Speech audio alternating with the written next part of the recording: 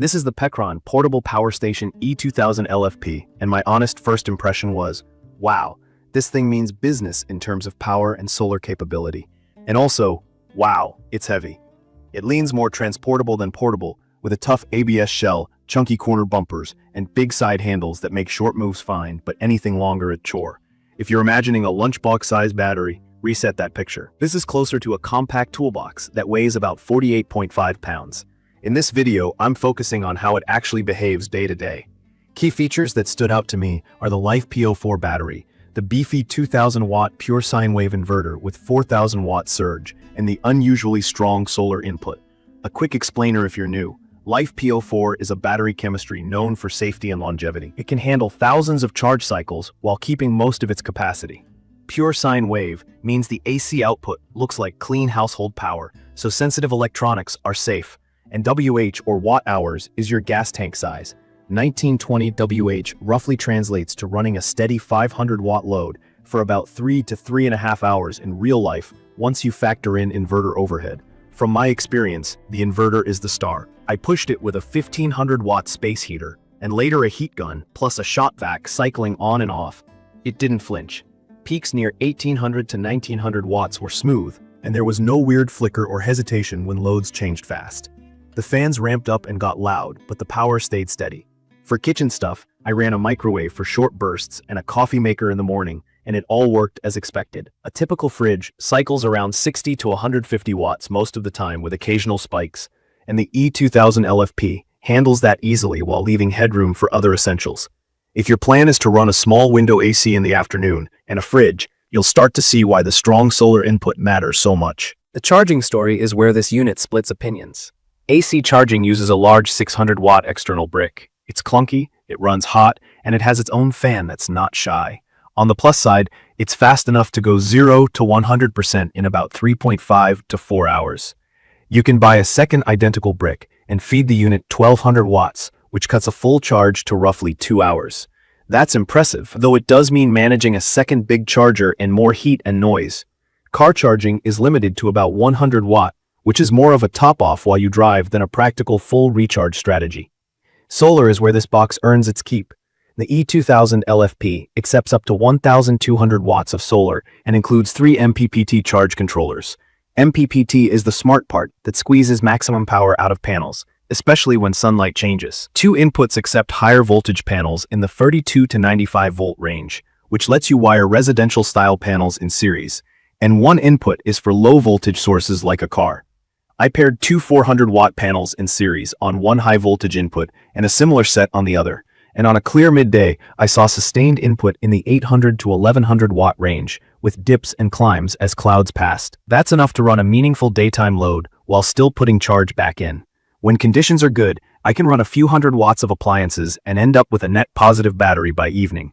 It's perfect for anyone planning a solar-first setup instead of using this like a big wall-powered battery. There's also an expansion path. You can connect EB3000 external batteries to grow capacity to 8,064 watts. Those packs have their own MPPT input too, so each expansion can take solar directly. I haven't added the expansions yet, but the ports are there and the system is designed to let power flow both ways, which is smart. In my opinion, if you want to run heavy loads for hours, things like a portable AC or power tools through the afternoon, an expansion battery is where this platform really starts to feel limitless. Not everything is rosy. The always-on screen and internal electronics draw power even when you're not using the outlets. And there's no true power saving or auto-off mode. If you store it fully charged and forget about it, expect it to be dead in roughly a couple of weeks. That's a deal breaker if your plan is to stash it in a closet for emergencies. My workaround is to keep it on a panel or set a reminder to top it off every few days. But this is a real quirk you need to know about. The fans are another reality check. Under heavy load or fast charging, the unit's fans spin up and have a distinct whoosh. Add the charger brick's fan, and it's not a quiet moment. In a garage or RV bay, it's fine. In a small room, you'll notice it. The display itself is useful, showing input, output, and battery percentage, but it's dim in bright daylight, and again, it never sleeps. I ran into the 80% charge calibration issue once. The unit would show around 80%, and then drop fast as if the battery disappeared. The fix that worked for me was a full discharge until it shut itself off. followed by one uninterrupted charge to 100%, and then letting the charger brick run until its light turned green. That seemed to recalibrate the BMS, and it's been accurate since. If yours acts weird around that 80% mark, try that reset before assuming the battery is failing. On the output side, I've got 4 AC sockets, plus a 30A RV-style outlet on my unit, and a generous set of DC and USB ports, including a 100-watt USB-C that handled my laptop without a separate charger. The wireless charging pad on top is handy for a phone if you get the placement right. All the port covers feel durable. Build quality overall feels solid and utilitarian. About UPS behavior, this is an EPS, not a true zero-transfer UPS. When utility power drops and the E2000 LFP takes over, there's a brief switchover that can reset sensitive electronics like routers or desktop PCs. I tested by putting a small APC UPS between the Pecron and my PC, and that solved it. If you absolutely need seamless backup for computers, consider a dedicated UPS downstream. I've seen mixed notes on shipping times and support. Mine arrived in about 2 weeks, which was fine. Warranty is 1 year out of the box and can be extended to 2 years if you register within 30 days, which I recommend.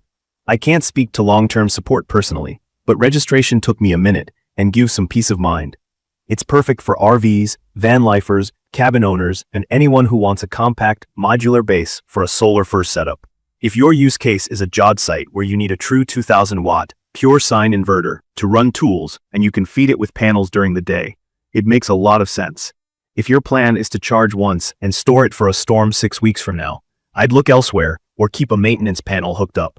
From my experience, the best way to use the E2000 LFP is to think of it as the brain of a small off-grid system, rather than a grab-and-go battery. Give it solar, cycle it daily, add an expansion if you need long runtime. Accept the fan noise and the big charger brick as part of the package. In return, you get serious AC power, clean output, and fast solar charging that most portable stations don't match. I'd recommend this for users who value solar performance and modular growth over creature comforts. If you can live with the parasitic drain, the loud fans, and the external charger, you'll appreciate how confidently it runs real appliances. If you want something light, quiet, and maintenance-free, there are easier options, but they won't touch this solar input or inverter strength at this price. In conclusion, the Pecron E2000 LFP feels like a prosumer tool built for active use. The capacity is 1920 watts on its own and expandable to 8064 watts. The inverter is a tank, and the triple MPPT solar design is the standout. The trade-offs are real, especially the always-on draw and the noisy, hot charging brick. But if your plan is daily cycling with panels, this unit shines. If this was helpful, hit subscribe and drop your questions or your own experience in the comments so we can compare notes. Thank you for watching.